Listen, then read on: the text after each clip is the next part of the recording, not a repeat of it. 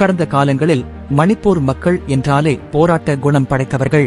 தேசிய அளவில் ஜனநாயக கடமையாற்றுவதில் முதல் 2 இடங்களில் நிலையாக இருப்பவர்கள் உள்ளிட்ட பல்வேறு சிறப்பு செய்திகளே கண்முன் வந்த நிலையில் இருந்து தற்போது மணிப்பூர் என்றாலே கலவரம், பாலியல் வன்முறை, சிறுபான்மையினர் விரட்டடிப்பு, இணைய துண்டிப்பு, கொடுங்கோல் ஆட்சி ஆகியவைதான் என்பது நினைவிற்கு வரும் அளவிற்கு மாற்றம் கண்டுள்ளது.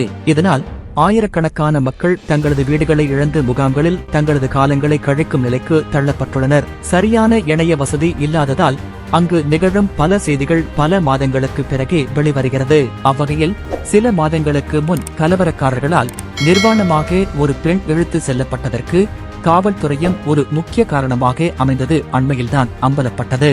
இந்நிலையில் வெளிநாடுகளுடன் எல்லை பகிரும் மாநிலங்களின் எல்லைகளில் வாழும் மக்கள் எச்சரிக்கையாக இருக்க வேண்டும்.